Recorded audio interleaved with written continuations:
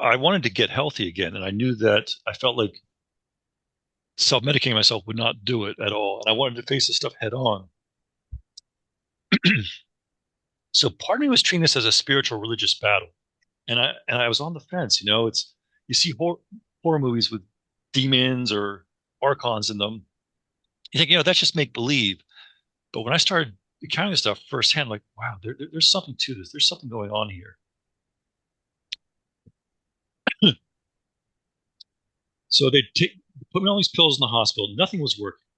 I was still in the state, and I know they kept asking me, "Are you hearing voices? Are you hearing voices?" And I would say sort of yes, but with a caveat that it's just because I'm not sleeping well, my mind's playing tricks on me. They also kept asking me what my name was. What's your name? And at first, I was getting annoyed at this because it's like, you have my medical records there. Why do you keep asking what my name is?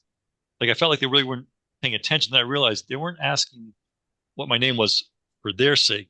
They were asking it for my sake. They wanted to make sure that I was still associated with my name, that I hadn't like gone into thinking I was somebody different or that sort of thing.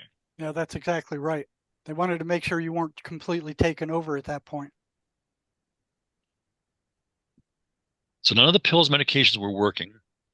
They decided to resort to electroconvulsive therapy, ECT. My health insurance was about to run out. So if this didn't work, I would end up in a state psychiatric hospital. They gave me the ECT treatment. They told me that I would probably have some short-term memory loss. Now, it's not as horrific as what Jerry witnessed back in the day. At least in my case, they would give me a muscle relaxant so that you wouldn't have any convulsions that could break your ligaments or bones. Because, of course, they're going to put a voltage across your brain, and that's going to trigger muscle reaction and spasms and everything. So they give you a muscle relaxant, but it's so strong that you can't breathe anymore. You can't move your diaphragm up and down to breathe through your lungs. So they also have to put a respirator on you so that you can breathe. So they gave me an ECT treatment. It was probably about a few hours by the time they get you prepped for the anesthesia and the muscle relaxant and everything. But when I came out of that first ECT treatment, I felt a lot better. My mind was calm. It felt like a clean slate. I didn't feel like I was stuck in this groove of these negative voices constantly. Yeah, I want I felt to like I add could a start. caveat to that too. So I've watched these things happen at the state hospital I was in. They were given 3,000 of them a year. And what's interesting is, electricity is just raw energy. Okay. These voices are energy also. And what happened is, like Anon was saying, the voices would disappear for a very short period of time, sometimes hours, sometimes a week or so, after that electric shock through the brain. Okay. So there was something about that energy that drove them out. And there's a guy who wrote 30 Years Among the Dead, a psychiatrist. He would use static electricity to drive these voices out of the person's body, schizophrenic. And his wife was a psychic. She would then pick up on these voices and talk them to go into the light. And once the voices were gone, the person was healed. You get rid of the voices by any means possible, the person will return back to normal. It's the voices that cause schizophrenia, not this biochemical imbalance garbage or that you're being fed. So I'm here again with Jerry Marzinsky, and I interviewed Jerry Marzinsky before. I guess it was a year ago now, and it was a fascinating interview. I enjoyed talking to Jerry very much. He shared some great insights. And we're here with a friend of Jerry. His name is Anon, and he's going to be talking to us tonight about his journey through schizophrenia. So I'm going to hand you over to Jerry now, and Jerry's going to introduce Anon to you guys. Thank you. Okay, for those of you who don't know me, I've spent my entire career in mental health on the front lines. Most of the time studying the voices that schizophrenics hear, that the psychiatric mafia insists are hallucinations. And I clearly found that they're not hallucinations. They run very specific, repeatable patterns. And we've discovered 23 of them. You can find those on my website at jerrymarzinsky.com. And if these voices run patterns, they can't be hallucinations. Hallucinations don't run patterns. They're random. Now, psychiatric mafia and big pharma are making a fortune selling drugs that treat schizophrenia and the voices. Let me make it clear, they don't cure anything.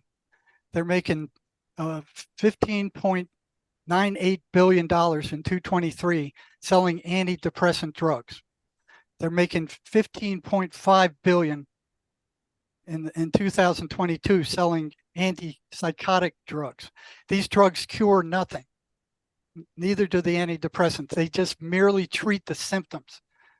They're not making anybody any better. And if you look at the overall effectiveness of the Western mental health center system right now, I mean, that's throughout the West, is big pharma and the psychiatric mafia have taken control of that system. And big pharma has taken control of the medical system back in 1910 with the Flexner Report. They bought off Congress. They made laws that benefited them and not the people. They made it illegal to teach anything in the universities beside pharmacologically based medicine, so that they threw out naturopathy, they threw out Tesla's violet rays, they threw out acupuncture. All these things they relegated to the realm of quackery. That doesn't mean that a lot of what they're doing is any better than what these other people are doing. They have just taken control of the Western medical system for their own profit, not for our profit, for their profit. Okay, so let's look at their report card. Right now, there's more psychologists and psychiatrists on the planet than there has ever been in the history of the world. There's more psychiatric drugs on the planet than there ever has been in the history of the world. And our population is mentally sicker than it ever has been before. In the United States, approximately 50,000 people kill themselves every year, most of them on antidepressants or antipsychotic drugs. Suicide is the 11th leading cause of death in the U.S. It's established that 24 million there is 24 million schizophrenics worldwide, 3 million in the U.S., 10,000 being diagnosed every year. Now, the psychiatric mafia is telling you this is a life sentence. You're not going to recover from schizophrenia. The only choice you have is to take their toxic medications, which indeed are toxic. They found that in a lot of cases, these drugs actually shrink the brain with long-term use and destroy the central nervous system. Right? And between 2000 and 2018, the suicide rate increased 37%. Between 1999 and 2019, the suicide rate in the U.S. increased 33%, despite the massive increase in antidepressive sales. Okay, so schizophrenia is among the top 10 health problems on the planet right now, according to the World Health Organization. And what do? Here in the U.S., they cut the funding for research into the cause of schizophrenia down to a mere dribble, manipulated the statistics to make it look like they were spending a lot of money on it, and just let it loose from there. They do not want a cure. They want to sell drugs. They don't make money from a cure. They make money selling drugs and treating symptoms. Treating symptoms does not cure take into account the cause. It does nothing to cure the illness. Now, one of the major scams that they have perpetuated on the Western world is, first they started off blaming mothers, saying mothers were the cause of schizophrenia. When that proved, the mother said, hey, we didn't do anything, and people could see that they didn't do anything, they had to kick it up to a higher level. So what they did is they go, well, it's a genetic defect. It's got to be a genetic defect. So who can investigate a genetic defect? Only a very small proportion of the population, the geneticist. Okay? So they got away with that for some 20 years. Oh yeah, there's some genetic abnormality that causes schizophrenia. And then some honest genetic researchers says, we don't see a genetic marker for schizophrenia. It's just not there. So they showed there wasn't any. Okay, so that went down the drain. So they didn't know what caused schizophrenia. They didn't know why their medications worked. Made them look like a bunch of dummies. So they had to make another excuse. So what happened is in the 1980s, when Eli Lilly came out with their landmark antidepressant Prozac, they proposed the idea that that mental illness was caused by a chemical imbalance in the brain. They started promoting that. They started advertising that. They started getting the universities to teach that, despite the fact that they had no evidence whatsoever for this. They did it anyway to sell their drugs. Okay? Now, as psychiatrist Peter Brigham in 1991 pointed out in his book, Toxic Psychiatry, you want to know the full story of how diabolical these people are. Go read Peter Brigham's book, Toxic Psychiatry. Okay. He stated that the drug company, Eli Lilly, advanced the chemical imbalance theory as a marketing scheme to sell their new drug Prozac. There was no demonstrable evidence showing that depressed patients had any imbalance, but Eli Lilly ran with it anyway. Okay. Then the big pharma got that, the pressured the universities to start teaching that, and they did. They're teaching it to psychiatrists. They're teaching it to psychologists. They've got the entire Western world believing in it. There is no chemical imbalance. The biochemists couldn't find one. Matter of fact, when you look at it, they don't even know what the chemical imbalance of the brain should be. They have no idea. There's something like 23 neurotransmitters in there. They don't know what the chemical imbalance of those are. And if you don't believe me, look at what psychiatrists do when you go in and say, hey, listen, I got a problem. Do they take any kind of chemical imbalance baseline? Do they give you any kind of lab test? Do they give you any kind of objective test? Do they give you any kind of test whatsoever to see what's out of balance and by how much? No. In 50 years I've been working on the front lines with psychiatry, I've never, ever seen them give any kind of test to determine any kind of a baseline with regard to a chemical imbalance. They don't even know what the chemical balance of the brain should be. This is a giant scam. And so is their diagnostic classification manual. This big manual, that's their Bible. You get into a PhD program and they throw that in your face. They make you memorize all these disorders, right? So they have almost 300 of them now, 296 in the DSM-5. Right? Back in 1952, they had 106. 1980, they had 256. Now they've got almost 300, 297. Okay? There is not a valid statistical or objective test at all to verify any one of those diagnoses. There is no test for them. There's no blood test. There's no lab test. There's no nothing. They made these things up. They look impressive in the DSM. They have these categories, these subcategories, this numerical scheme. Looks like a mad scientist made this thing up. But it's made up by a group of psychiatrists that meet once every 3 years, 2/3 of which are intimately tied in with big pharma. And I've heard it takes the form of like a tobacco auction. Somebody comes in and goes, "Hey, I got a new psychiatric diagnosis. This is what it is." Da, da, da, da. And then they think it over. Can we make a drug that would treat the symptoms of that? And then they take it under consideration. So, it's like a tobacco barn. They vote mental illnesses in, they vote them out. So right now in their DSM, they have what they call a mathematics disorder. So if you don't like math, you don't do well in math, you're disordered. You got a mathematics disorder. There's something wrong with you. I'm one of those people. They got caffeine intoxication disorder. Drink too much coffee, get a little nervous, you got a disorder. Something psychologically wrong with you. Sibling relational disorder. A couple of kids start fighting. Oh, it's a relational disorder now. It's a psychiatric diagnosis. I'm sure they have some drug to treat it. Sexual orientation disorder, homosexuality. Some of the more ridiculous ones was Florence syndrome, being overwhelmed by the beauty, such as in Florence, Italy. The symptoms are fainting and dizziness. The suggested treatment is antidepressant drugs.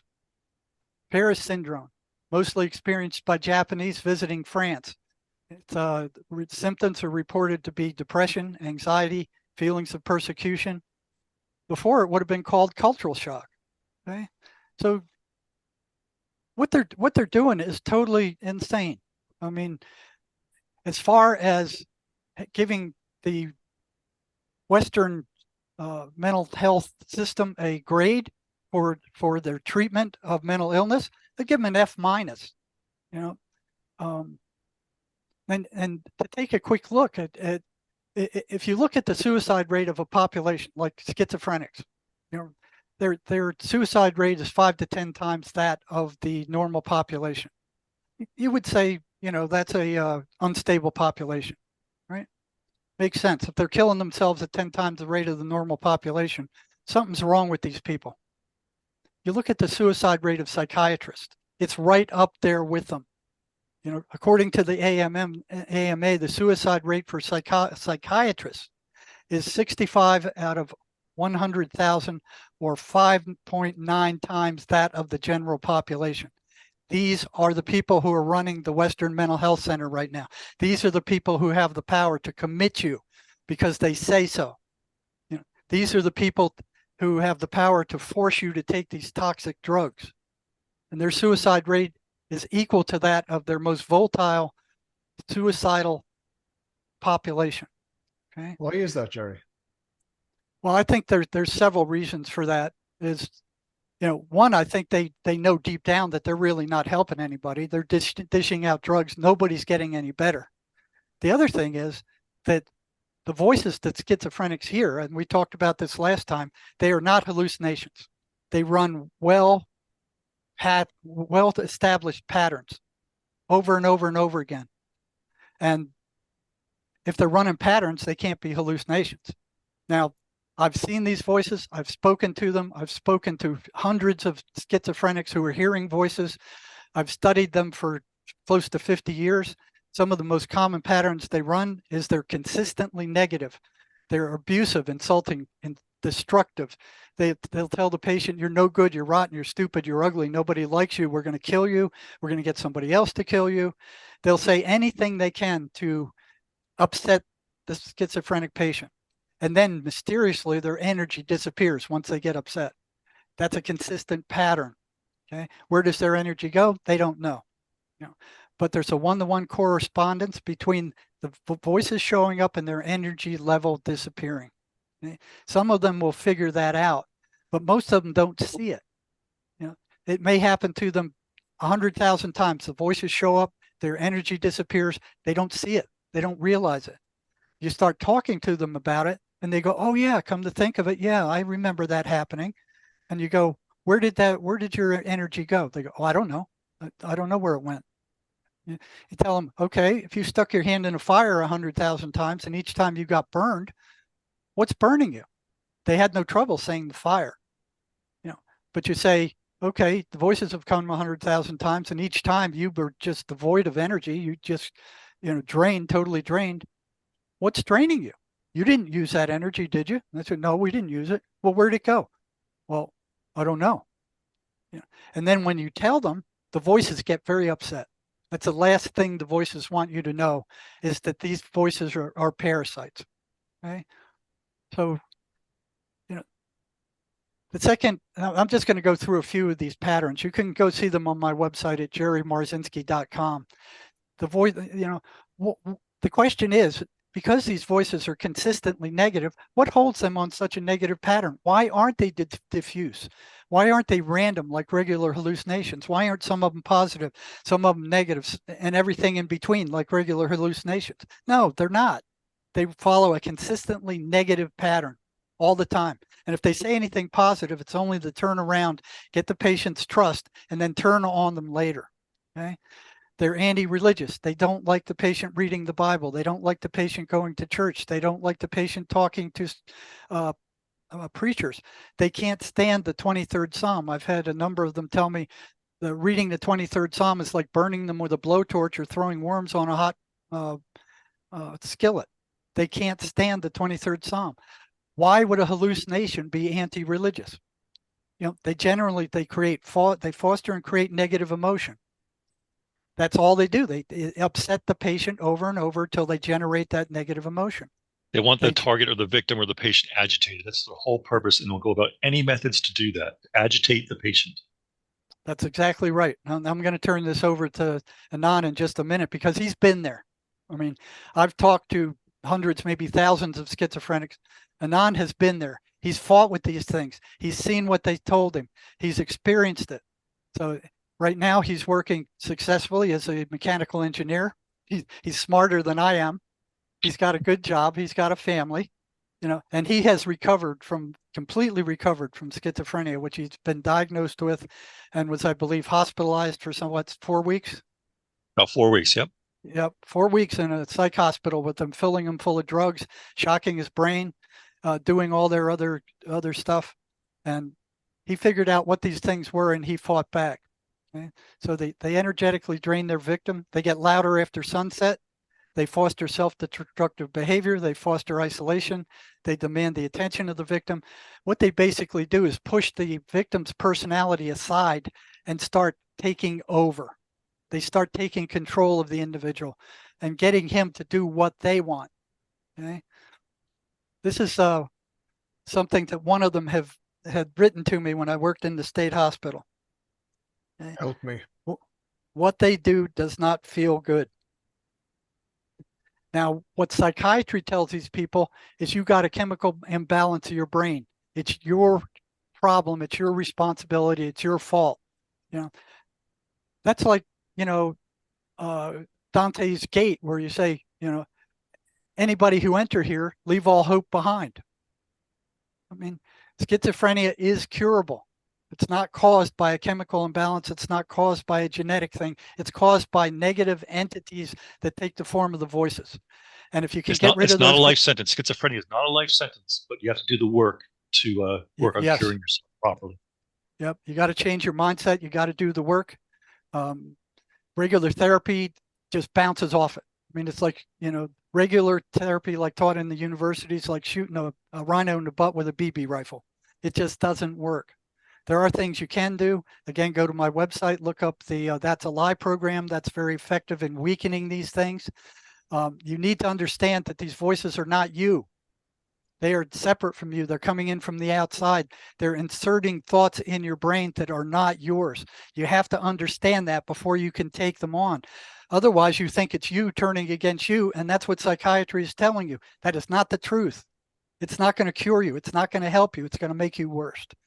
At this point, I'm going to turn it over to Anon. Just before you were going to turn it over to Anon, I was just curious, what percentage of schizophrenics actually know that it's the voices and not them? What, like, very few. Very few. Very few. And like I said, psychiatry reinforces that. Oh, you got a chemical imbalance in your brain. It's your brain that's broken.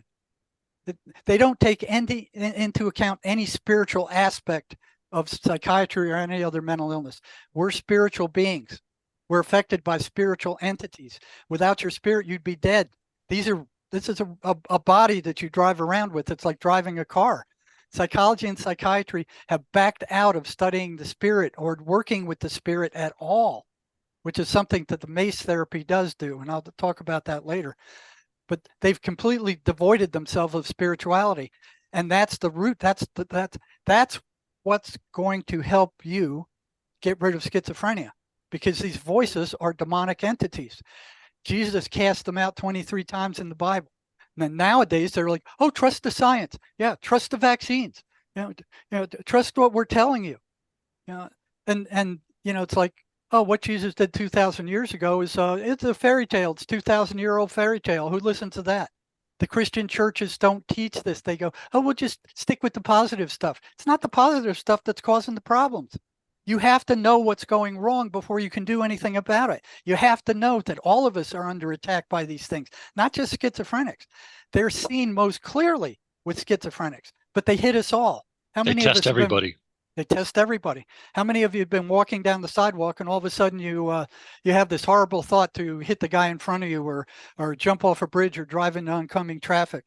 I had a guy write me the other day. He goes, yeah, you're completely right. I was standing behind my boss the other day and I had this voice barge into my head and said, spit on him, spit on him. Yeah.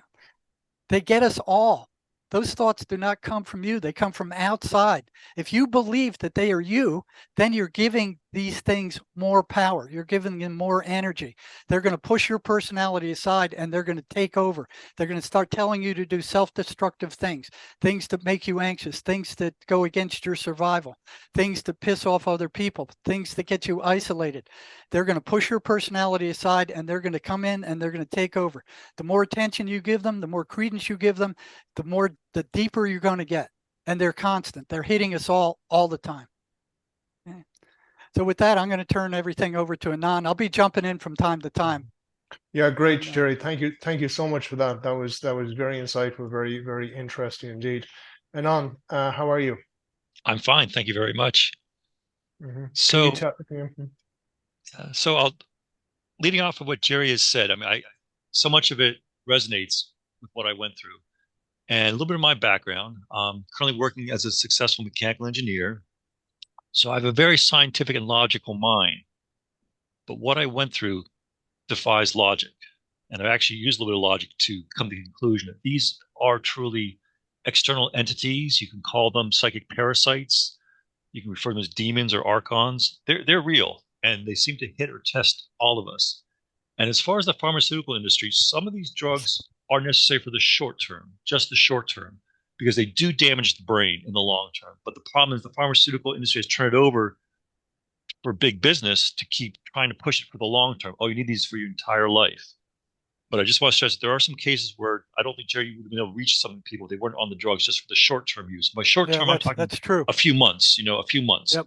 Not years and years and years. Yep, I couldn't have reached them. And indeed, there are people that need to be on them for life.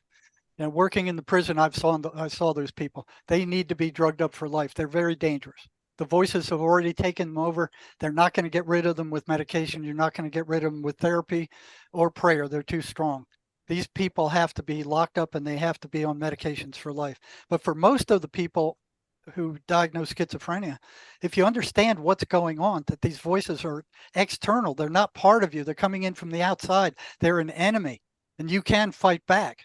And there are ways to fight back. That's the first part of recovery. That's the first part of recovery for a schizophrenic, is that to recognize that these voices and thoughts are coming from something outside. It is not you. Once you come to that conclusion, there's hope. That means you will be able to heal yourself through certain programs and ways of looking at the world in kind of a more positive attitude. You have to reduce the amount of negative emotions and cynical responses to your world and the environment. Yes. So if I go further into my story, I was baptized Greek Orthodox, went to a Protestant Methodist Sunday school, and was in a Roman Catholic youth group. So I was aware of some of the stories of Jesus and the general basic mainstream Christian presentation of what Jesus is all about and everything. And I wasn't a Bible thumping person by any means. I just took the notion that, hey, try and be as a decent human being as possible when interacting with others. That's kind of what my take was from reading the Bible and dealing with things. So when I graduated college, this is after getting my mechanical engineering degree, a bachelor's of science in it, I was in my early to mid 20s. I decided that I wanted to read the Bible on my own. I just kind of wanted to eliminate the middleman, all the other interpretations we heard about it, the various scriptures. I wanted to just see what it meant to me when I read through it. And I think I was also at a point in my life where I was trying to determine who I was and what type of person I wanted to become, what direction I wanted to head. And you might say that was a little bit of a start of an existential crisis. And I think a lot of dysfunctionality that I endured as a child was starting to come forth. And that's a common pattern with a lot of schizophrenics, is that they've gone through a lot of psychological or physical trauma in their life that can trigger it. And what I believe is that trauma opens up fissures in one's psyche, and it's a way for these entities to gain access. They're almost like sharks or vultures. They look for the weak. And by weak, I just mean those that have fractures in their psyche from having endured emotional trauma or other things, but they look for ways to get in. And I think those who have undergone trauma seems to be a easier target for them than those who have not. So as I started to read the Bible for my first time, just going through them on my own accord, many things started happening. I found my mind kind of starting to get a little bit manic. At times, I admit I felt Christ-like at times, and other times like I was being dragged to the darkest depths of hell. Something started to kind of tell me that I had no worth, that I was a failure in life, to give it up. And there was a lot of going on in my physical reality too. I had recently lost my job. I was dealing with some dysfunctional situations in my family. So there was a lot of stress and psychological trauma going on at the time. But I remember I had taken courses in college on psychology, and I took abnormal psychology. So I was aware of the DSM manual that Jerry had talked about. And when I started undergoing these various thoughts and feelings and sensations that were occurring, I said to myself, this really does feel like an attempted possession, or like something was trying to take over my mind and my body. Even though the DSM manual says one thing, and I learned something entirely different in psychology, I said, wow, there's something to this beyond what I'm learning in my psychology classes. So I kept getting kind of attacked, how worthless I was. It was attacking me on all different fronts. I was starting to go into deep depression. I remember that I lost the ability to see color. I started seeing black and white. I was getting that depressed. I wasn't eating because these thoughts or voices were saying that I wasn't worthy of eating. I was worthless. And I kept going back and forth. I was on the fence whether these were my own thoughts or this is coming from something external. And there were times I remember I was moving my arms and my legs would move, and I felt like I was I wasn't the one moving them. Like my hand would kind of go like this, and I felt like I wasn't moving the muscles. I wasn't sending the signals to my nerves to move my arm. Like something else was trying to test to see if they could take me over. I remember there were times I couldn't get my words out. Like I would go to speak and I would just come out as, that's what would come out. I remember it was almost like something was so taking over my thoughts that I couldn't find my own thoughts to be able to speak or say things. So it got to the point where I was so depressed. I was crashing. I was seeing a psychologist at the time. They were kind of through I think a social work program. They put me on lithium. Now I know I wasn't taking the lithium the way I should have been. I was probably underdosing, if anything. I couldn't even remember to take it because these strong thoughts, or negative voices, they're fighting for your attention. There were times I couldn't even do mathematics. I couldn't add 2 + 2. I mean, my mind I just couldn't think. You have no hope of a future. I was suicidal. So I felt like that my life was over. This was the end. I mean, there was so much going on in my head at the time. I'm just giving you a little synopsis of part of it. So I ended up crashing so bad. I remember my body started thrashing all over the place, my arms and legs. And like I said, I felt like I was fighting something, that it wasn't me. So my family submitted me to the emergency room of a hospital. And I remember they did some tests like MRIs, a few different scans to see if it was something physical or neurological. And they came to the conclusion that it was psychological. So what they did is I was admitted to a psychiatric hospital, and I was in there for about 4 weeks. This would have been probably about the fall of 1990. And as Jerry said, they gave you all sorts of drugs and pills to try, and you're a guinea pig in there. They kept trying to snap me out of my state or my condition. They would give me blue pills, octagon pills, all different colors, all different combinations. If that didn't work, they give you something else.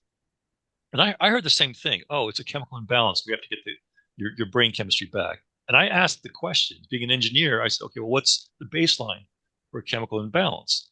I mean, if you have a swimming pool, you test the pH of the water in your swimming pool for how acidic or how basic it is. You can adjust it that way. And I asked the doctors there and the professionals there in the psychiatric hospital, what's supposed to be the chemical baseline? They just gave me blank stares. They couldn't give me an answer on that because they didn't have it. It's not a brain chemical imbalance. But that's what they use to justify the different drugs.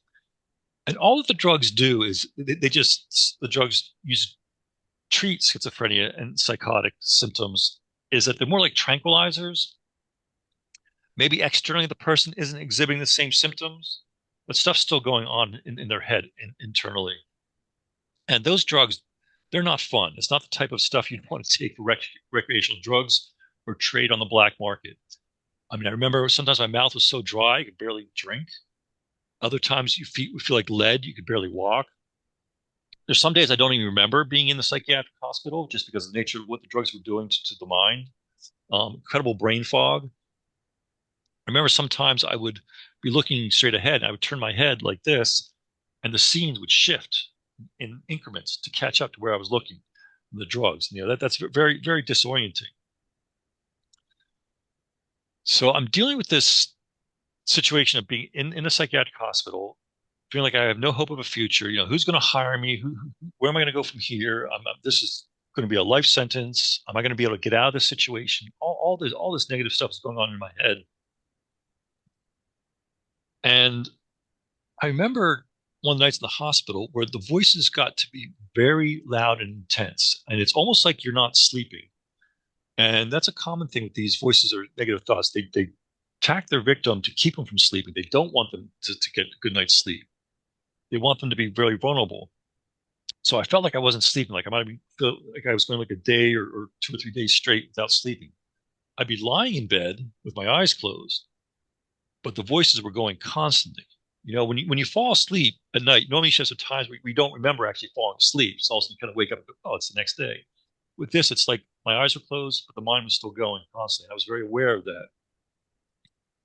And at times it sounded like a cacophony of voices, almost like if you're in a movie theater or a play is about to start. Everybody's talking to their neighbor or on their cell phone before the show or the play starts. That's what it was like. It was all these voices. I felt like some of them were talking about me too. Now, I was trying to ignore them. I just viewed this as my mind's playing tricks on me. But I do remember distinctly, it reached a point where I think it came down to like a committee of about 7 voices that were kind of talking back and forth about me. And I remember them saying things, what are we going to do about him? It's almost like they were talking about me in there. And I'm in a state of total cognitive dissonance. Like, what is going on here? Trying to figure this stuff out. And I've heard that from other patients too, where they can hear them talking and plotting in their minds. Like, well, how should we kill him? Should we hang him? Should we arrange for somebody to kill him? Should we have him hang himself? I mean, here's this conversation where the patient can hear it, but he can't do anything about it. And that ramps him up, makes it even more paranoid. Like, what's going on? Something's trying to get me. Something's plotting to kill me, but I don't know what it is. I don't know what to do about it. I feel helpless. That jacks up the anxiety rate even higher. And that's the food that they live off of. They suck that negative energy and use it. It's a vicious cycle because here it is, you're agitated enough as it is. And then you hear these thoughts that are very negative or detrimental. Now you're getting even more agitated. And yeah, as Jerry said, they could be feeding off the stuff, or it could be like a drug to them, how they soak it up. It's not really sure either way if it's a drug or food for them. Were you talking back to them, Anon? Were you having dialogue with them? At times I started to. Yeah, at times I was, both before I went into the hospital and afterwards. Sometimes I would talk internally in my head to them. Other times I would talk externally. And this is back in the days before people had cell phones. So, you're talking to these voices saying, that's not right, or I don't believe you, or that sort of thing. There was times I was talking out loud too. And I knew I was mad at the time, the way I looked at it. I knew that something was going on here. I knew my mind was not right. So I remember one patient where they were telling her to leave the hospital grounds. She was arguing with them all the way as she left the hospital grounds, saying, I don't want to do this. I shouldn't do this. I'm going to get into trouble. And they're telling her to escape the hospital. She's walking off the hospital grounds while she's arguing with them. Now, I knew my mind, I was not in the right state of mind during all this stuff. So I stayed away from any type of recreational drug. I didn't touch any alcohol. I didn't touch marijuana. I stayed away from everything during these times because I wanted to get healthy again. And I knew that I felt like self-medicating myself would not do it at all. And I wanted to face this stuff head on. So part of me was treating this as a spiritual religious battle. And I was on the fence. You see horror movies with demons or archons in them. You think, that's just make believe. But when I started encountering this stuff firsthand, like, wow, there's something to this. There's something going on here. So they put me on these pills in the hospital. Nothing was working. I was still in the state. And I know they kept asking me, are you hearing voices? Are you hearing voices? And I would say sort of yes, but with a caveat that it's just because I'm not sleeping well, my mind's playing tricks on me. They also kept asking me what my name was. What's your name? And at first I was getting annoyed at this because it's like, you have my medical records there. Why do you keep asking what my name is? Like I felt like they really weren't paying attention. Then I realized they weren't asking what my name was for their sake. They were asking it for my sake. They wanted to make sure that I was still associated with my name, that I hadn't like gone into thinking I was somebody different or that sort of thing. Yeah, that's exactly right. They wanted to make sure you weren't completely taken over at that point. So none of the pills, medications were working. They decided to resort to electroconvulsive therapy, ECT. My health insurance was about to run out.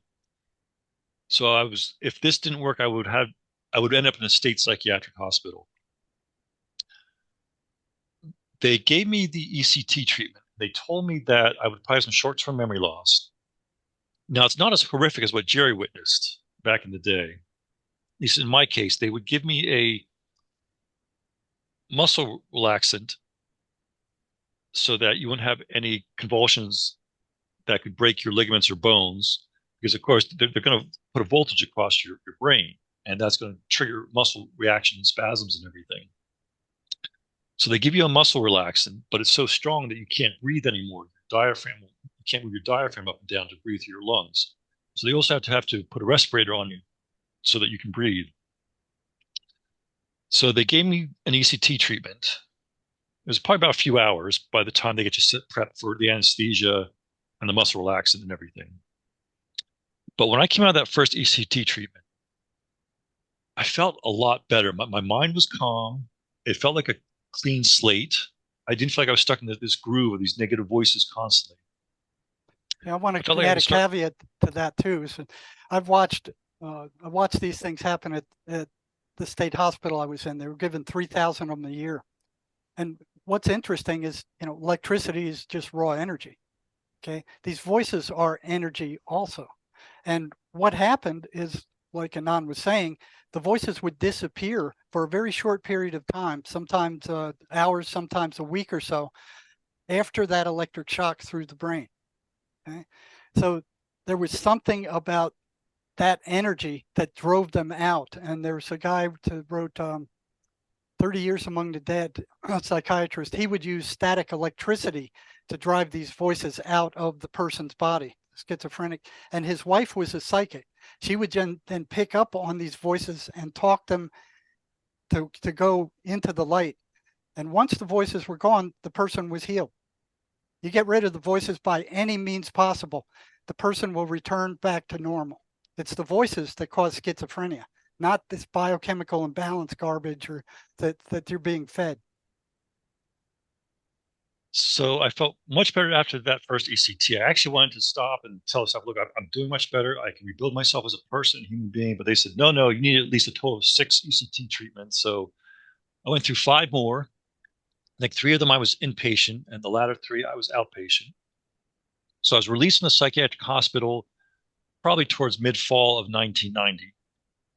I was still seeing a psychologist and a psychiatrist to deal with a whole bunch of issues.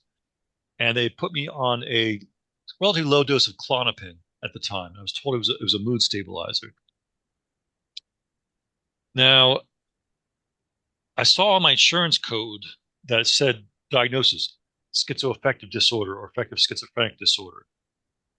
And I asked my counselor at the time, I said, do I have schizophrenia? And what she said was, no, but I have to put something down for the insurance codes.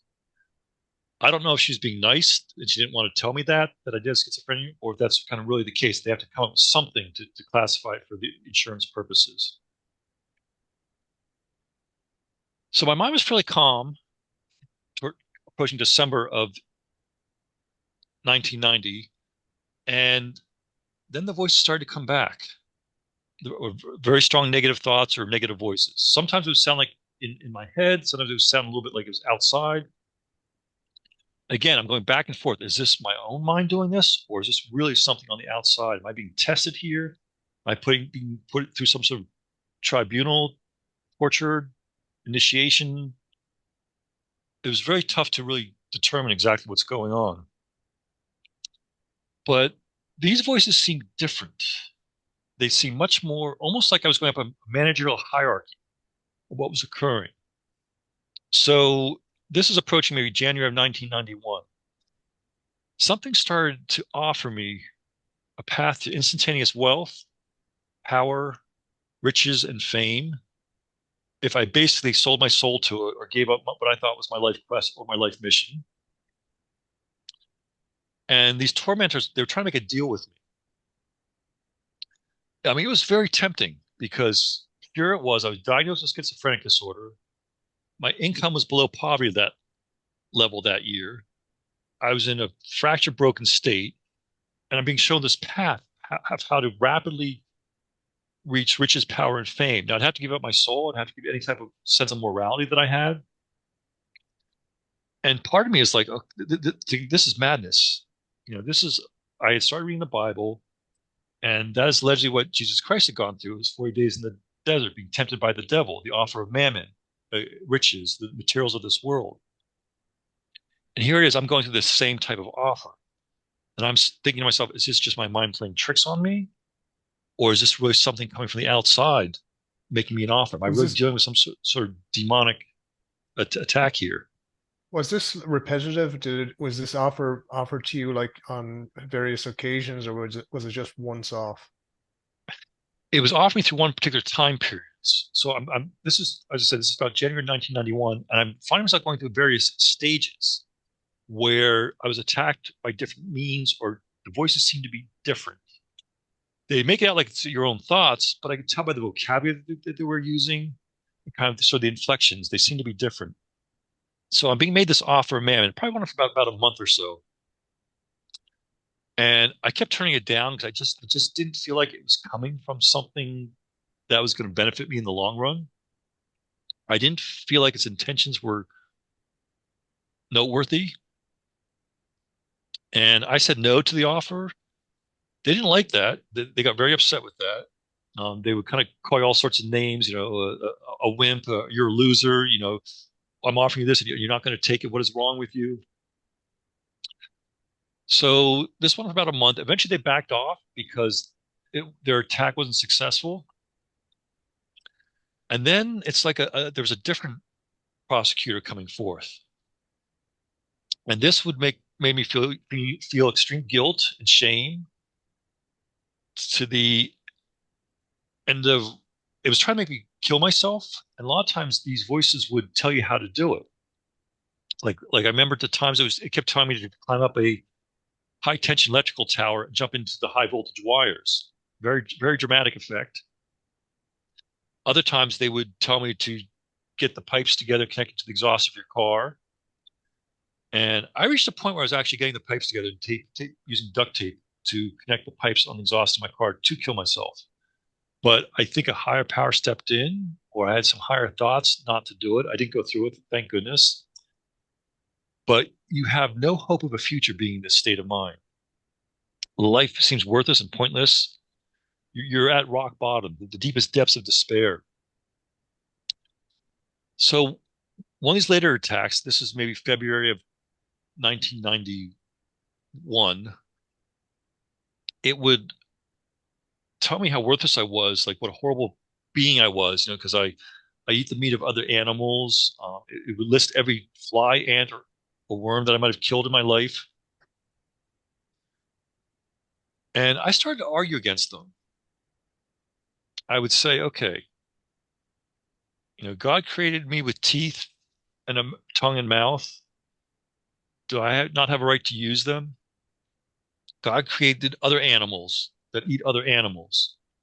It's a horrible situation, but that's the way we were created. How can you attack me for this? I said, take your arguments to God, not to me. And then a new prosecutor would come in. So this is probably like going like March of 1991. And this one kept saying how worthless and pathetic humanity and I are. So it wasn't like just I was being attacked. It's almost like all of humanity was being attacked. And I felt like I was almost acting as a representative or a advocate for humanity in some of these cases. So this prosecutor or tormentor or adversary kept saying that, look at us, our bodies are made of, we're just lumps of flesh, of blood, bone, and muscle, destined to rot in the grave. Your body's a joke. And I started to defend against this prosecutor. I said, look, we didn't create the form of our bodies. It was designed by God or forced upon us. We were born into this body. I said, how can you attack us, condemn us, or our form for something that we had no say or control over? And I said, take your arguments to God, not to me. I said, that's where you'll find the answers. And a strange thing is this prosecuting attack backed off very early on in the confrontation. So probably within about 2 weeks, it stopped with that attack or argument. It was almost like it saw that it did not have a good case, and my defense was very strong, so it backed off. And that was a cue to me that was like, wait a second, I can win against these. The fact that they backed off, that they saw that my case is very strong, shows that that I can win against some of these attacks. So I went through a whole bunch of various stages of these tribunals and attacks. Sometimes they were saying how humanity did not deserve to exist, that we're a worthless species. And it started to show all the atrocities that humanity had done based on my experiences, but it was actually starting to show like scenes of wars and violence, destructive protests and demonstrations. I could actually see it. It was almost like a cinematography effect. It was almost, I could see like movie flashes of scenes of throughout humanity's history of some of our derelict behavior. And these entities would say, see, this is what humanity does. They're worthless. They're never going to change. And I would defend humanity on these cases. I would say to them, yes, we have our history of being violent, but not all human beings are like this. I said, some are full of love, compassion, others are not. But I said, you don't judge an entire species based on the actions of a few. You can't condemn us all because some of us are good, and are not full of hatred, are not full of evil. So I went through a whole bunch of these various attacks. Different things were occurring. And I remember the final attack. This is approaching about summer of 1991. It's like it was testing my faith. It was saying that God doesn't exist, give it up. Your faith is pointless. There's nothing more to you than just being a bunch of atoms and molecules thrown together. It was telling me like there is no soul, there is no you have no spirit. You're just blobs of flesh, you're just material atoms. There is no God, give it up. Your faith is stupid, pointless. And I still had a glimmer left of faith in me. So at this point in time, I started praying to God. But what I thought was the highest aspect of what God was. I said, God, give me a sign. You know, here I am diagnosed with schizophrenic disorder. I mean, all these mental, almost like a cosmic confrontation going on in my mind. I don't know if I'm mad. I don't know if I'm delusional. I don't know if this is a true spiritual religious experience. I don't know what's going on here. But I need a sign. I need a sign that you're there. I need a sign that this isn't just pure madness in my head. There's something very legitimate going on here. I didn't care what the sign was. I left that up to God. You know, if a priest had knocked on my door by mistake and said hello, I would have accepted that as a sign. If a Bible or a Quran had arrived in the mail by mistake, I would have accepted that as a sign. If I happened to go outside and see a rabbi walking down the street, I would have accepted that as a sign. But what happened is after 2 weeks of the most intense praying I've ever done in my life, I mean, again, I was at rock bottom. If I didn't get some sort of sign, I probably would have killed myself because I just felt like I was made to think that life is pointless, to give it up. And what occurred is I woke up about 2 weeks later after doing this most intense praying, and I had a hallucination, a vision, or something's actually materialized in my room. So I'd like to do a share screen now and actually show you and your audience what it is that I saw or what I encountered. Mm-hmm.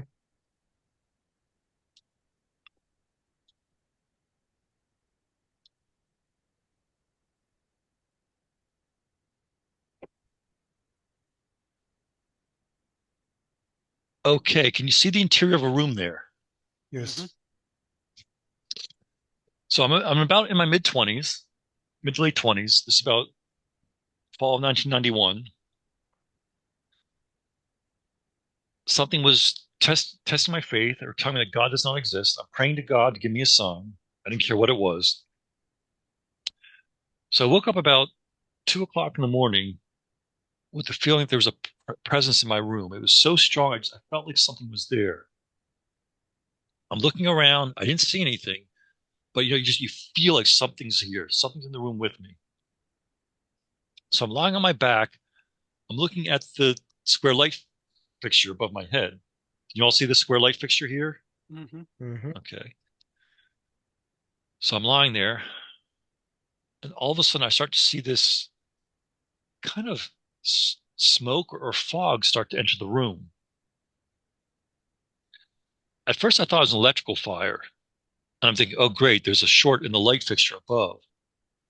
But then I realized this isn't coming in where the wires go in the light fixture, and it wasn't moving like smoke. More of this fog, cloud-like substance, dark, smokish, grayish, silverish looking smoke or gas is coming into the room. And I realized it's not coming from the ceiling. It's coming from a plane that's about a foot below the ceiling level. And then it dawned on me, oh, great, I'm having a visual hallucination. Here I was, diagnosed with affective schizophrenic disorder, and now I'm starting to have a visual hallucination. I'm starting to think, great, my schizophrenia is going to get worse. But the other part of me, the scientist inside of me, the logical aspect of me was like, okay, let me see what my schizophrenic brain is going to show me. Let me see where this goes.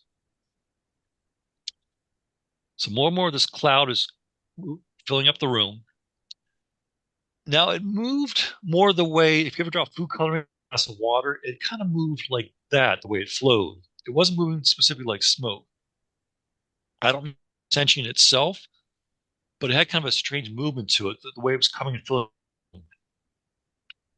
So I'm just lying on my back watching it. Curiosity had a grab to see what was going on here. And I see this kind of portal or dark opening to occur in the middle.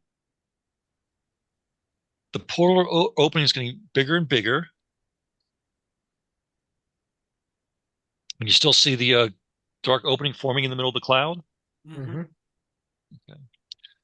And as this portal or gateway is getting bigger, it's kind of oval shaped looking.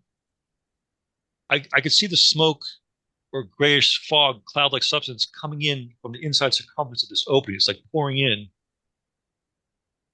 from this portal that's opening up in my room. And I'm like, this is not normal reality. What is going on here? I mean, I was very aware of what was occurring. So I looked in the portal. I couldn't really see anything. It was very dark. And then all of a sudden, whoosh, I see these two serpentine or snake-like movements move from bottom to top within the portal. Like there was a creature inside that portal area. I was like, whoa, I was a little taken aback. I remember I was somewhat scared, but I think curiosity was the dominating state of how I felt at the time. I remember feeling grateful at that moment that whatever this was, it's on the other side of this portal. It's not in my room. But that was a premature thought for what would happen next. So I see these two snake-like tails move from top to bottom, and they kind of seem to become one snake-like tail. I don't know if I was seeing something of one entity or something of several entities. And I'm wondering, why am I seeing serpentine movements? This makes no sense. And more of the cloud or fog is forming in the room. And the next thing I know, the cloud has become much bigger and much more dense. The portal is now obscured, so I couldn't really see it. It's behind the cloud. Then I start to see the serpentine or snake-like movements in the cloud itself that's in my room. Now I'm like, oh, great. Whatever this thing is that I'm seeing, this entity, it's now in my room and entering into this cloud that had formed. So more and more of these snake-like movements are occurring in the cloud. I could tell that this entity was coming out of the portal and entering into the cloud that was in my room. I knew I was still in my room because this square ceiling-like fixture was my datum point, my frame of reference. And then for a few moments there, I didn't see any snake or serpentine movements. The cloud was fully in my room. And then all of a sudden, its head pops out. Now, this is exactly what it looked like. Because I remember my emotional state was kind of humor, because I started laughing to myself. I had seen snake-like serpentine movements in the portal. I expected this thing or entity to come out with some sort of snake-like head on it, or a reptilian head. Hey, it was a snake. It comes out, it has a mammalian head to it. It looked lion or dog-like from the side. It had a mane. I remember it had that mane coming off the back. I could see its whiskers and stubble on its face. And it had a seam running down its side. Almost like its vertebrae were snake-like, but they weren't exactly like a snake. It's almost like that seam looked like it could have been two adjacent tails that could merge together and act as one member. So this thing comes fully into my room, actually out of the cloud, left to right. Now, on the right here, these are some things I found on the internet for the last couple of years. And these are images of an entity that the ancient Egyptians used to refer to as Chnubis. So we're talking about 3,000 or 4,000 years ago. These images are amulets. I think they're from the maybe the second, third, or fourth century, or this could be a more modern sketch of it. But this is the entity that, if you're familiar with Gnosticism, the Gnostics refer to as Abraxas. Yaldabaoth is another name for it. Sockless, Samuel, the Demiurge. And here's another image. This is from the third or fourth century. It's actually an amulet depicting Chnubis. And you can see in these images that there seems to be like a seam running down its side, like it has two vertebrae or two tails. Even in the amulet here, you can see close up, there seems to be like a seam that runs down its side. That's exactly what I saw when this thing came out of the cloud. There was no internet back then when this occurred. This was 1991. So it wasn't like I was aware of any of this stuff. I didn't know what this thing was when it came out. So it comes much farther in the room and it turns and faces me. And it's definitely lion-like. It seemed to have some sort of muzzle that was kind of chubby looking. I could see whiskers. I could see facial imperfections. It looked like a disabled cat or like a mangy cat. It seemed to be kind of beat up, like it'd been in a few cat fights. I recall that its left eye appeared to be scratched. I don't know if it was fully blind in its left eye, but it just seemed to have undergone some sort of damage a little bit. And it faces me head on.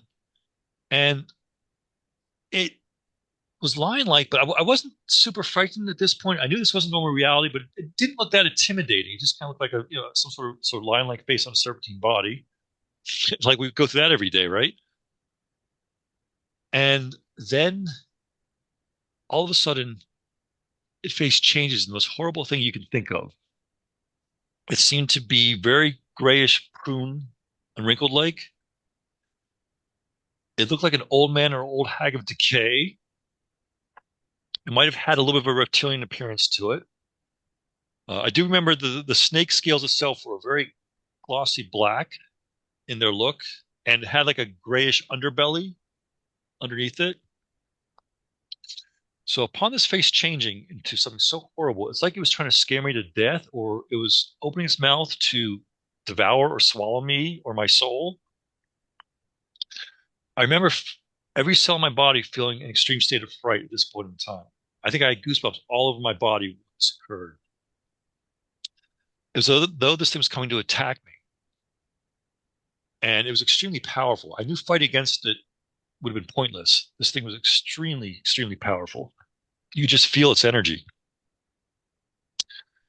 And I remember these were the last moments of my existence. I didn't want to die feeling this way in a state of fright. So what I did, I don't know if this is my own thought or if there's a higher power working within me to help me through this ordeal. But what I did is I lowered my ego and I actually just projected love onto it. It's like, okay, you're coming to my room feeling so evil, horrible, and frightening looking. I'm not going to let you make me feel this way. I'm going to just project love and acceptance to you. So that's what I did. So it's almost like my projection of love was counteracting its projection of evil. And the weird thing, it felt like this entity was both external of me and internal of me. Like there was a connection to it. You kind of feel that, what was going on. The next thing I know, the face disappears, pulverizes, or vaporizes. I just knew I was still there. I didn't expect to survive this ordeal. I mean, I felt like this thing had legitimately materialized within my room through some sort of gateway or portal and was coming to attack me or destroy me. And, it came at me, and then with my projection of love, it pulverized or disappeared. And I'm like, wow, I'm still here. What's going on? What just happened? What is this? The next thing I knew, there's a different entity in the room. It's kind of hovering towards the upper right-hand corner there. Now, this entity looked very different. It had a beautiful, beautiful, beautiful face to it. It was kind of white porcelain-like, illuminated, very radiant. Now, I'm not an artist here, so this is the best I could draw with my engineering background. So envision this just being such a beautiful face. I mean, the face was so beautiful. I felt like that I didn't deserve to look at it, that I was a mere mortal. I was tempted to run out of the room and just escape this whole ordeal, but I felt like this was all happening for a reason. And I remember there were like energetic discharges around the face. They're like bronzes, goldish like. It looked like it had wings. Might have been 3 pairs or 4 pairs. But I remember the wings were kind of moving and fluttering around. And the wings seemed to be part of this energetic discharge, the discharges that I was seeing. But the strange thing is, this entity, it's like it didn't know that I was there yet. I was aware of it being present long before it was aware of me, because it's almost like its eyes were closed relative to my position. It was kind of looking down. Its wings are hovering back and forth. And let me go back here.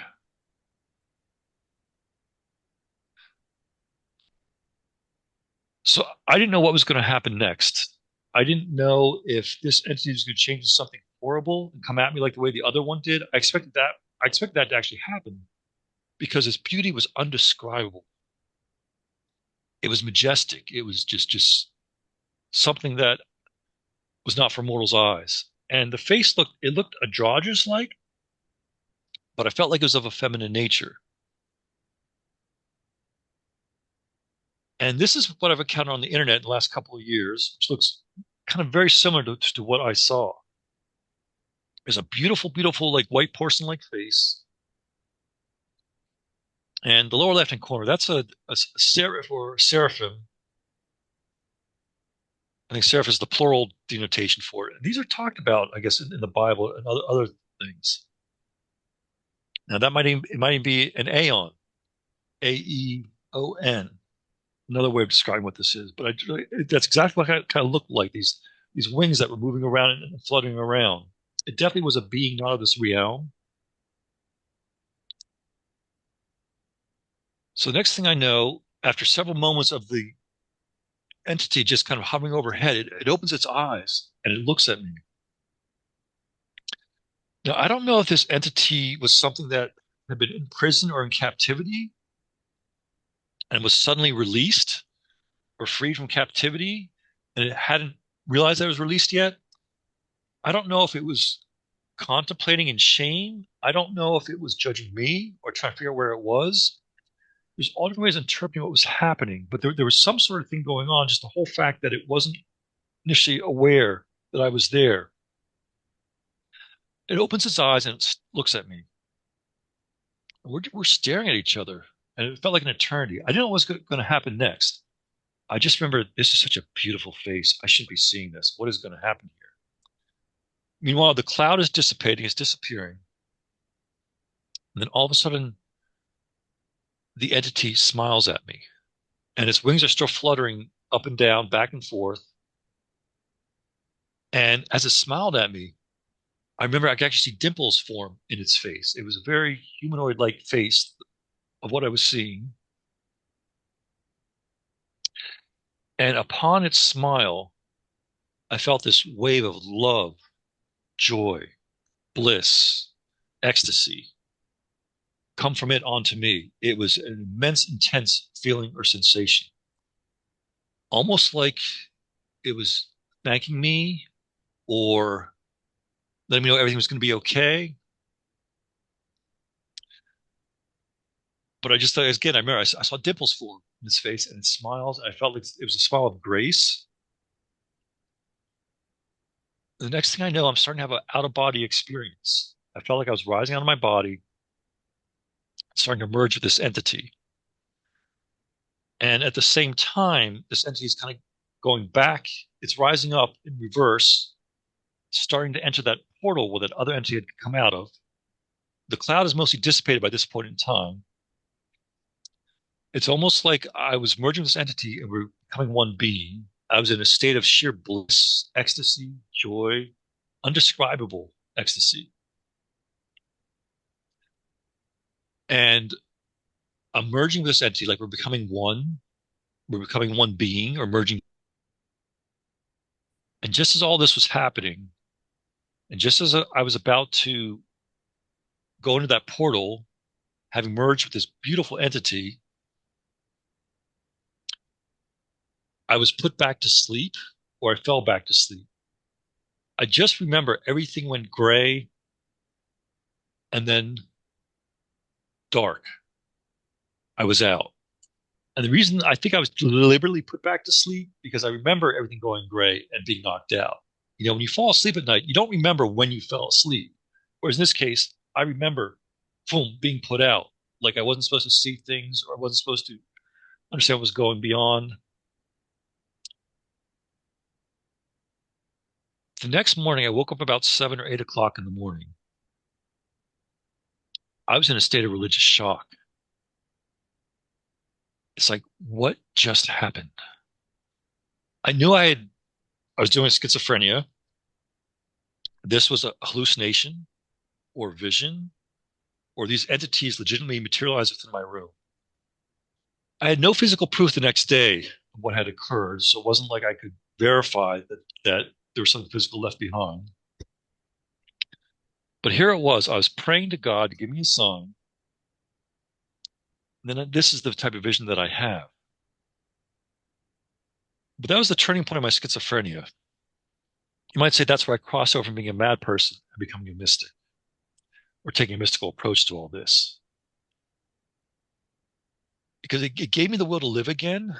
Because having experience like this, it's almost like telling me that we are more than just our material bodies, that we do have a soul, we do have a spirit. Now, so this is all 1991. So about 2020, we're talking about just about 4 years ago, doing some research on the internet, I came across something called Gnosticism. And Gnosticism is actually viewed by some as a genuine form of Christianity. Gnosticism was around before the formation of the Bible at the Council of Nicaea.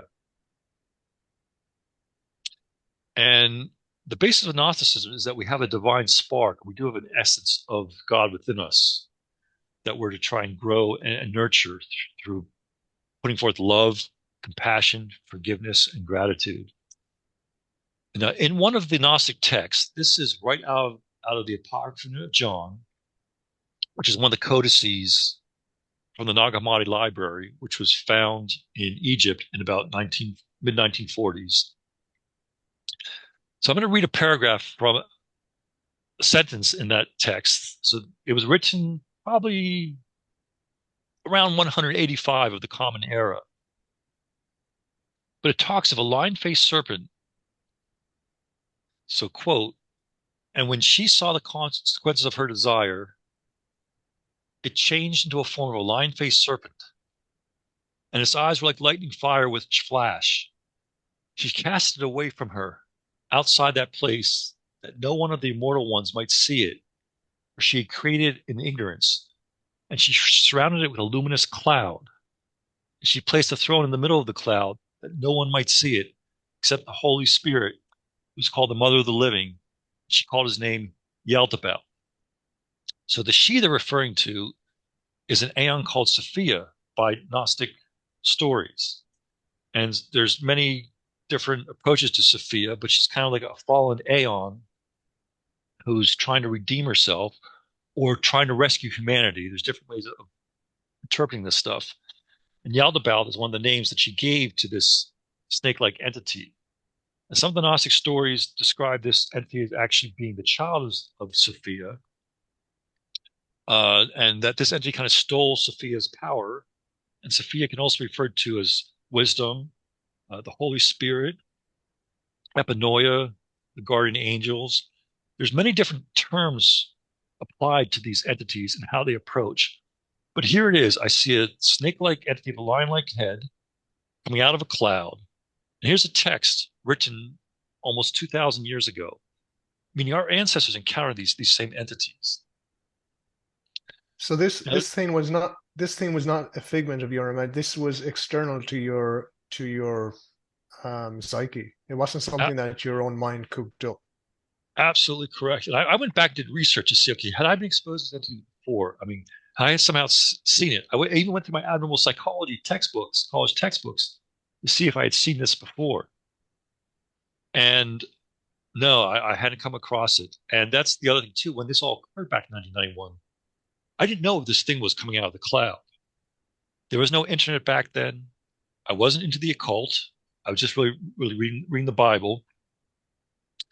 And then with the coming to the age of the internet over the last decade or so, there's much more information available on these things. And I was able to kind of find it out there. So, wow, that's what I saw. Now, I don't know if there's a whole species of these entities, these non-corporeal entities. I don't know if this was what they call the Great Archon, the Chief Archon. The Gnostics view this as kind of being the devil in of itself, the demiurge, a kind of incompetent, ignorant, or malicious entity that kind of created human beings. There's all different stories to the Gnostic mythology, but it's just the fact that this is what I encountered, and there's very similar writings about these occurrences. The other thing that you have to look from a scientific approach here is that it wasn't like this lion-like serpentine entity just suddenly appeared in the room. It had to, one, open up a portal, two, enter through a cloud, meaning that seems to be how it transverses from different realms of existence. I don't know if it actually created that portal, or I don't know if it knew how to navigate those portals when they do get created. But Jerry talks about hallucinations.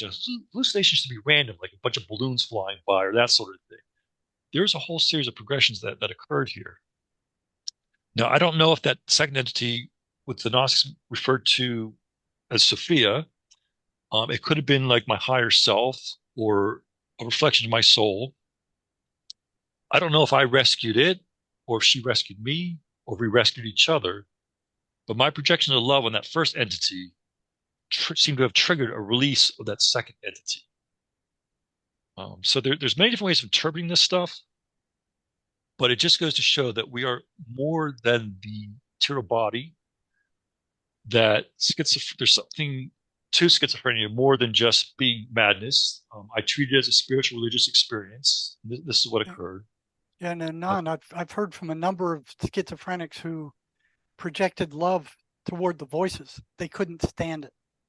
They could not stand it. So I can back up what you're saying through the testimony of a number of schizophrenics who did that exact same thing, and the voices reacted to it like they were being hit with a blowtorch. They could not stand it. Paul Young talks about a lot of this stuff. He kind of goes into the entity of Abraxas, his interpretation. So I view this, what I went through was definitely a sort of religious or spiritual experience. I've never had a visual hallucination like that again since that point in time in my life. And after that point, the voices started to calm down a lot. It's almost like they lost their grip on me. The fact that they revealed themselves, those entities, in a visual hallucination like that, it kind of gave me the foundation or the basis to kind of fight against them. So I would kind of stand up to them more and more. They kind of lost their hold on me. And I felt like I had to rebuild my personality a little bit to rebuild myself when I went through. But demons or archons, they're real. And I think one of their greatest tricks is to convince the psychiatric community that they're not real, that this is just mental illness. No, there's something more going on here that meets the eye. There are other realms of existence. Yes. You see people talking that we live in a simulation or refer to it as the Matrix. That portal opening up in my room, that was a glitch in the Matrix. They showed something was being shown to me. Another reality, another sphere of existence. Our eyes can only see part of the visual spectrum. We know that there's so much more beyond it, the electromagnetic wave spectrum. Our brains, we have our gray matter, the physical aspect of it, but our brain's more like a radio is the way I view it. It can receive signals and transmit them. And it's like, where do our thoughts go? I do believe there is some sort of etheric field out there that has our thoughts in it. And our brains are just kind of the contact medium between that field. Some people call it the Akashic records. There's other names for it. And like I said, I'm a mechanical engineer. I have a scientific background. I do believe in the scientific method. It's a tool, but it's not applicable to all situations. It shouldn't be applied everywhere. So there really are alternate realities of existence out there. There are external entities, parasitic entities that are non-corporeal. You might call them psychic entities or psychic parasites. There's also good entities out there too. And it's tricky to discern between the two. But the Bible and other religious scriptures, Buddhist scriptures, Islamic scriptures, and other religions, they talk about some of these entities. Our ancestors have encountered this stuff before. So there's something real going on behind the scenes. Do you meditate? I've seen the positive ones when I was working psych crisis in the emergency room. I watched people come in who, by every logical right, should have been dead, but something stepped in and interfered with their suicide attempt. And I'll tell you just one story. There's tens of them. I should have written them down and wrote a book about them. But there's this one lady. Everything was going wrong in her life. She got a divorce. She lost her job. She was about to get evicted from her apartment. She had a teenage son who was causing her problems. She said, "I've had it. I'm gonna commit suicide." She didn't have the guts to slit her wrist or do anything to herself that way. But she said, "Well, I'm going to drive my car in front of a train." So she went to this little town south of Tucson, was telling her sister goodbye when the train came. She drove around the track, stopped in front of the train. That train hit her head on and then threw her into another track where another train was coming. That train hit her also. So she's hit by two trains. Her car was thrown like 50 yards off the railway. She couldn't get out because the car was like a crumpled beer can. They had to cut her out with the jaws of life. And here she was 2 hours later sitting in front of me in the emergency room undergoing a psych evaluation, for suicidality. And I asked her, I said, what were you thinking after you came through? I mean, after you woke up, what was going through your mind? She said, "I was absolutely furious. I did not want to be here. I wanted to be dead." And I said, "Well, what happened? What happened then?" She said, "Well, I heard a voice that just said, everything's going to be fine." And she said she just felt this deep calming effect. like there was no doubt in her mind that everything was going to work out. Okay? They cut her out of that car, and here she was 2 hours later sitting in front of me in the ER, and all she had was a black eye. And I'm like, how could that be? I mean, hit by 2 trains. How could that be? You know? And after talking to her, I didn't feel she was suicidal anymore. And I wrote it up as, I think she's okay to let go. I didn't think the psychiatrists would ever let that happen. They were the ones that made the final release, and they did, let it go. Another guy had a 357 Magnum with all cylinders loaded, put it to his head, click, put it to the ground, bang, click, bang. You go, oh, I got it. I mean, story after story like that. Something interfered. I mean, what are the chances of 2 cylinders not firing in a 357 Magnum with all cylinders loaded? The good ones, they don't speak like the bad ones. They speak in feelings, intuition, and serendipity. So they don't barge into your head. They have to have your permission to come. They're not allowed to interfere with your free will. Now, the bad ones, they can barge in. They can do whatever they convince you to do. They will push your personality aside, and they will take over if they can. So yeah, the good ones are around all the time, but they can't help you unless you give them permission. They're not allowed to interfere with your free will. So they operate very differently than the bad ones. Has this been your experience, Anon, where the good ones give you more so a feeling rather than speak to you or in your mind? Or I would say yes to that, just because something triggered me to project love onto that negative entity when it came into the room, and that's what I did. And there's been other times where like certain synchronicities can indicate it too as well. I would say yes to that. I think I would agree with what Jerry's saying as far as the positive, beneficial entities go.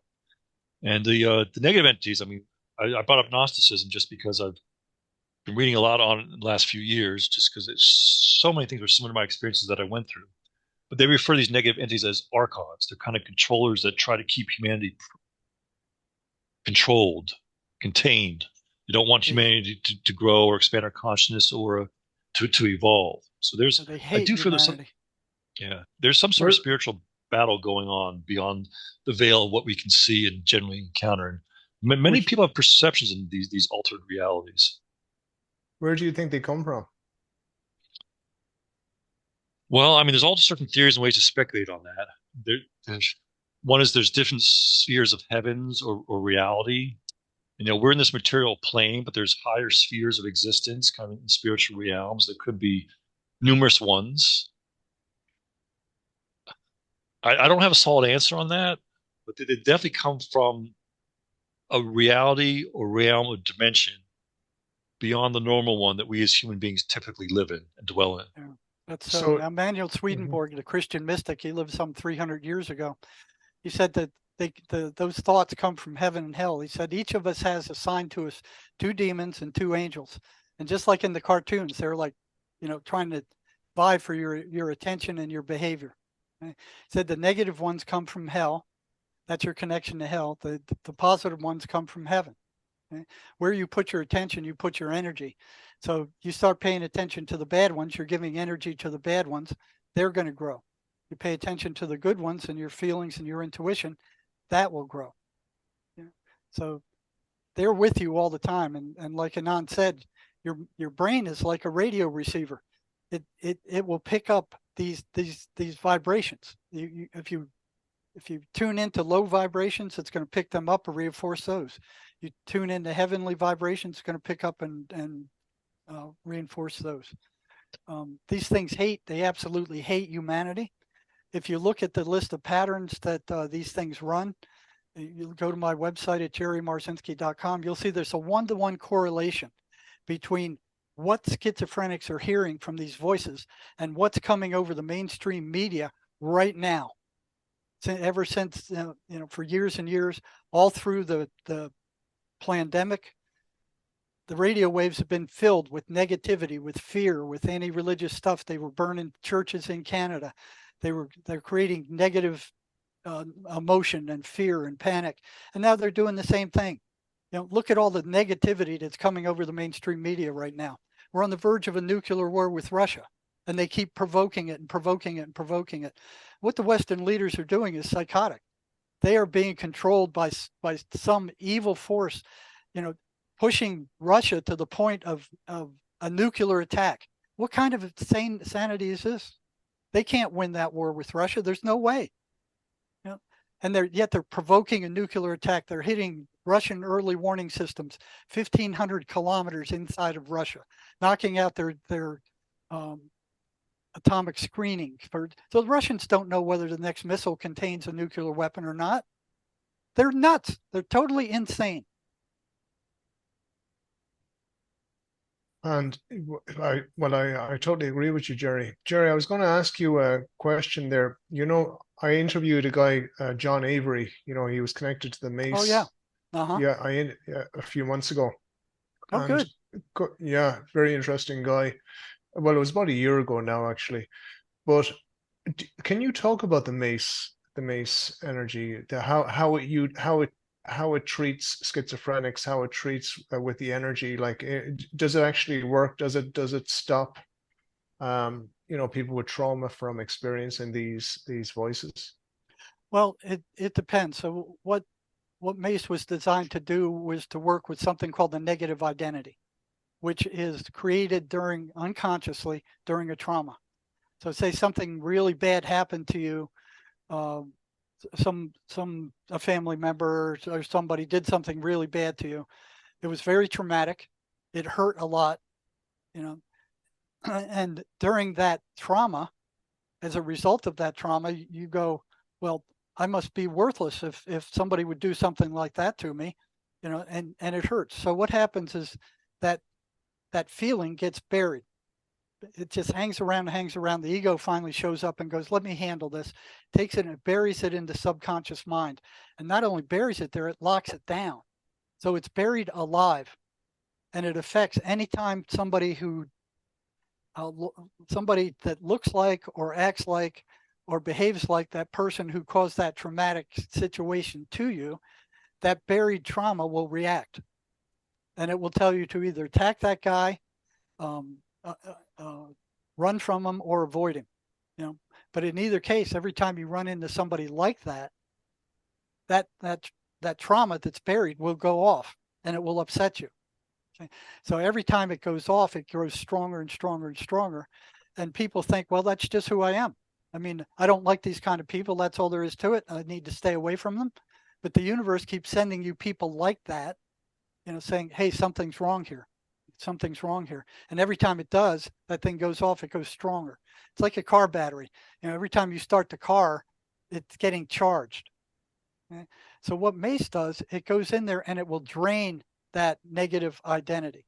So if you get a car battery, you drain it down to nothing. So it's completely dead. You can't recharge it again. It's completely dead. It's useless. So Mace goes in there. He's found a way for the spirit to help identify where that trauma is located. Okay? You can identify that trauma, and then there's ways to go in there and drain it. Okay? You drain it with your attention. And once it's drained, it returns back to the individual's positive potential. Okay? So Mace goes after the problem and gets rid of the problem or the feeling and drains it. Once it's drained, it's gone. It's out of your universe. You no longer feel that. So after Mace session, you ask the person, well, do you feel worthless right now? They go, no. You know, you feel you have more energy? They go, yeah.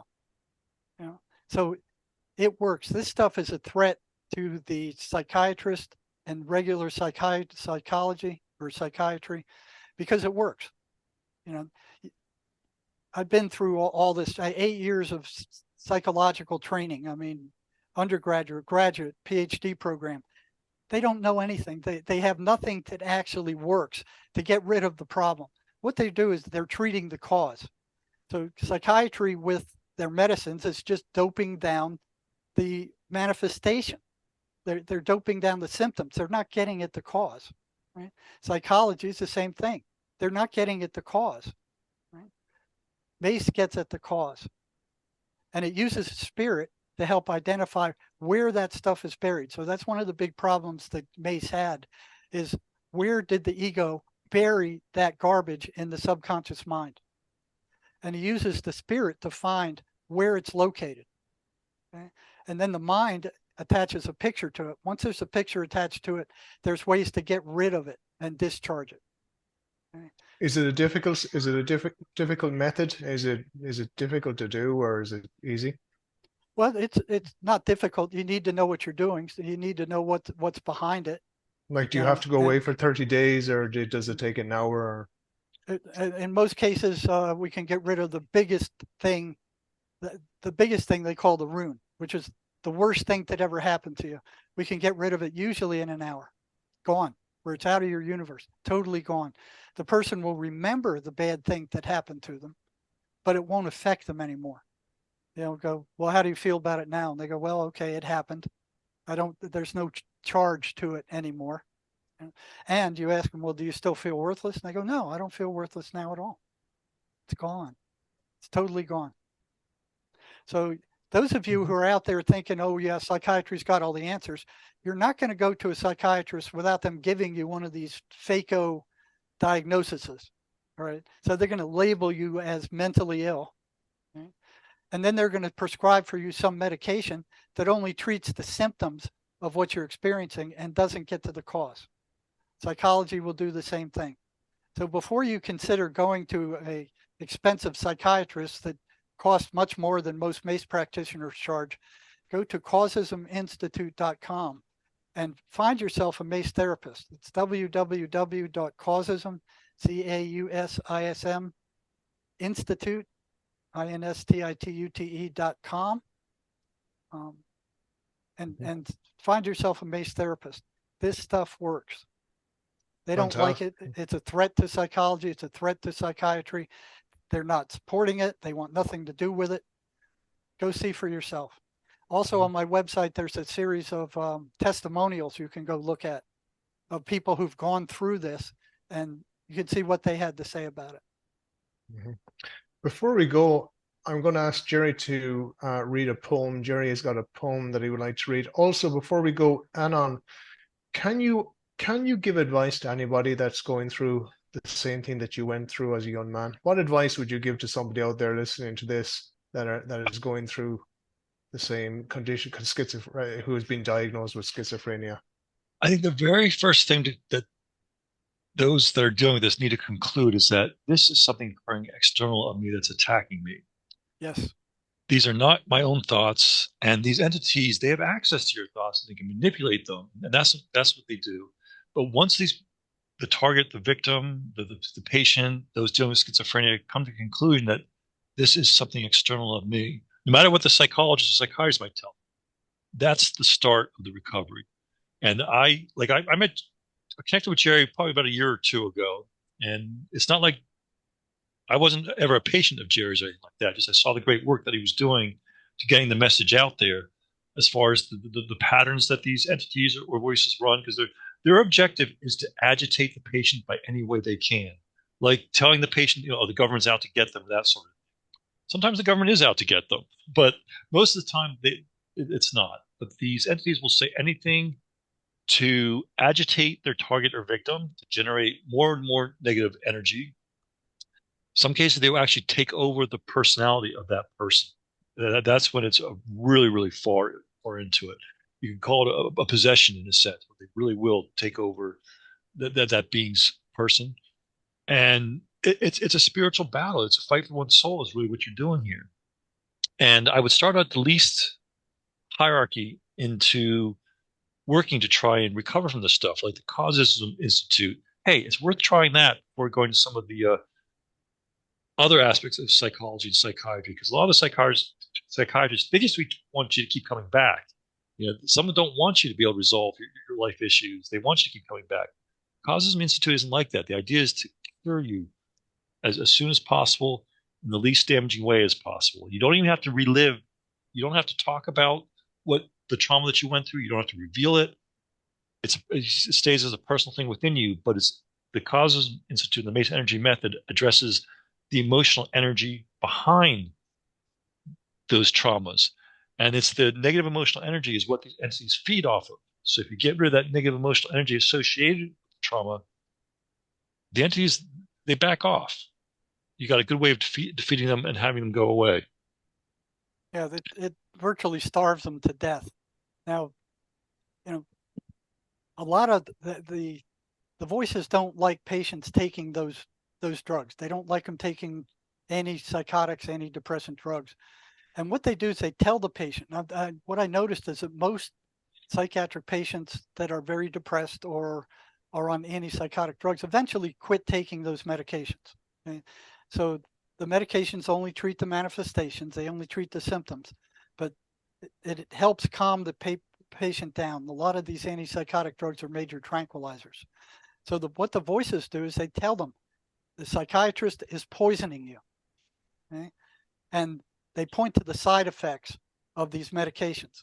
Now, here's just a few side effects of antidepressant drugs: nausea, weight gain, trouble sleeping, dry mouth, blurred vision, dizziness, anxiety, headache, diarrhea, constipation, sexual problems, fatigue, tremors, increased swelling, lower alcohol tolerance, bleeding, lower sodium levels, vomiting, restlessness, muscle cramps, and seizures.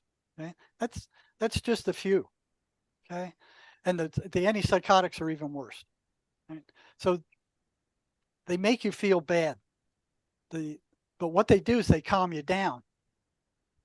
Like Anon was saying, voices don't want you calm. They want you upset. They want you generating that negative emotional energy that they feed off of. They take that from you.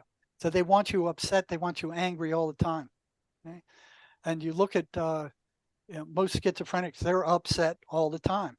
And now as they start taking more and more control, they get you to do more and more dangerous things to isolate yourself more and more. And most of these shooters that go in and shoot up schools or start shooting at trucks out on the road, they're loaded with these voices. Okay? And, like Anon was saying, psychiatry doesn't want you getting better. They want you coming back. And they have no conscience. I mean, look what they're doing to kids right now.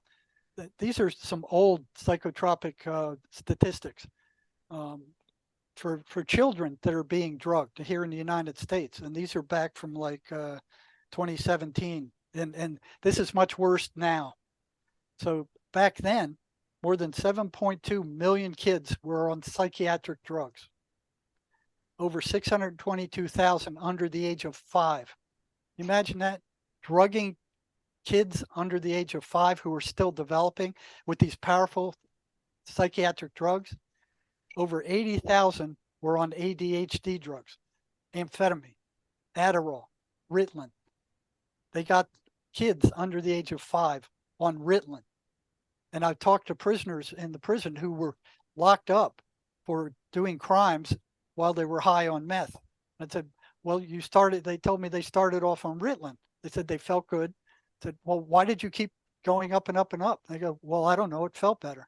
So it's like, it could be a gate drug. Over 38,000 kids were on antidepressants, the symptoms that I just told you. Over 85,000 are on antipsychotic drugs. These are the drugs that destroy your nervous system with long-term use. Over 85,000, and much more now. Over 389,000 are on anti-anxiety drugs.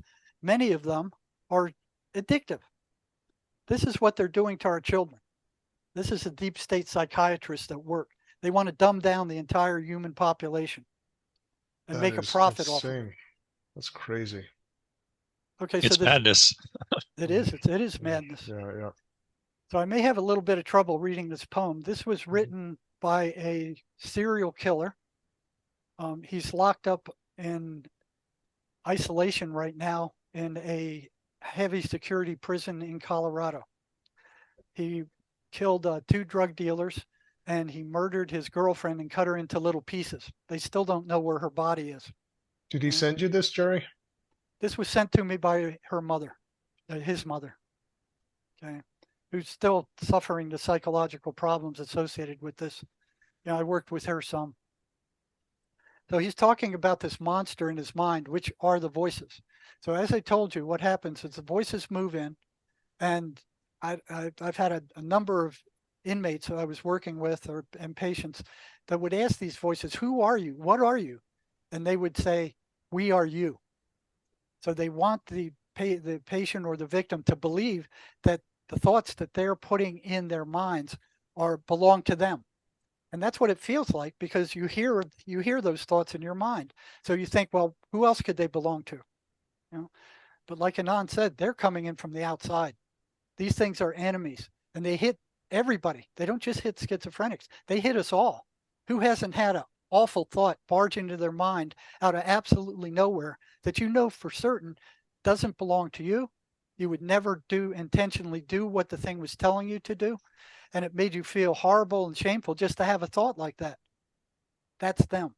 They hit everybody, not just schizophrenics. So they're a common enemy of mankind. You can call them the archons if you want to. Okay, this guy called his voices the monster. Now I may have a little bit of trouble reading it because it was written by a pencil and some sections are faded out. So I'll be struggling with it a little bit. He says, there is a monster that lives in my head. This monster is real. It's not under my bed. My monster tells me things to do. It tells me sometimes when the news is new. My monster is crying as it spent all the years drowning out my courage and disposing of my fears. My monster is strong. That's what I'd like to think. My monster is coming when it's time to drink. Talking about makes it worse when he's drinking alcohol. My monster is ready. My monster is strong.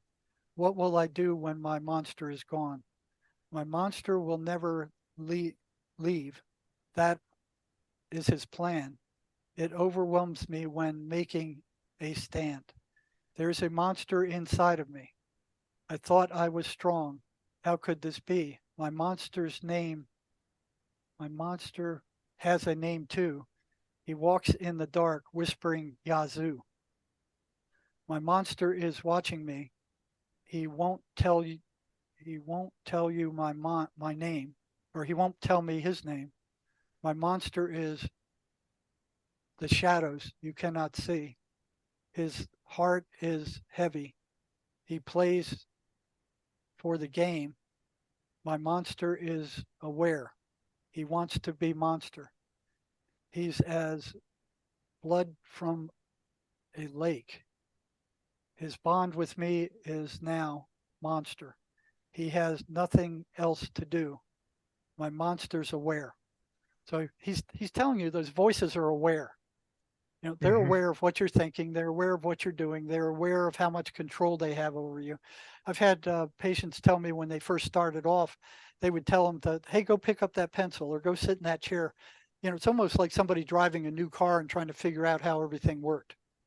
You know, so these are entities. They're separate from the person themselves. You know, you need to watch what's coming into your mind. You know, Sherry Sweeney, who, if you want to know more about the voices, you can go to this book at, you know, An Amazing Journey Through the Psychotic Mind. Sherry Sweeney, like Anon, heard these voices when she was young. She beat them. She got rid of them on her own without any help from psychiatry or meds. So this will talk about what they are, how they operate, and how we came to the conclusion that these are not hallucinations, that these are entities and that they do run certain patterns and the effect they have on people. Yeah, Michael, if I may, I did write a book. I was just going to ask that, yeah. Yes, based on some of my experiences, and it's more of a search for truth and wisdom and to kind of develop a positive life path. And the title of the book is Revelations on Interstellar Highway 10. It's available on Amazon and some other websites. And my website is asteroxrising.com. And it explains a little bit about the book there for those that are interested. I'll send that link to you so you can put it in the show notes. The book links and wherever you. I was just going to ask you actually, where can people find you, Anon? Where's your best? I'm going to have all this in the description, anyways, of the video. But where's the best place people can find you? Probably my website. I work a full-time job, so this is kind of a side thing, I would say. When I retire, I'll definitely get more into this sort of thing. But yeah, through my website is a good place to reach me. Okay, good. And Jerry, again, I'm going to put the link to your website in the description, and the link to your book there, which I read actually. I based the first interview with you on that book. Fascinating book, very good book, well worth the read. Guys, I want to thank you so much. I enjoyed listening to you both. Anon, that was a fantastic story that you said earlier on when you were sharing the different slides as well. Very, very interesting, and a lot of stuff to think about there. Guys, thank you so much. You're welcome. Our pleasure, Michael. Yes, our pleasure. Without people like you, we wouldn't be able to get out the truth. Fantastic, guys. Fantastic. Thank you.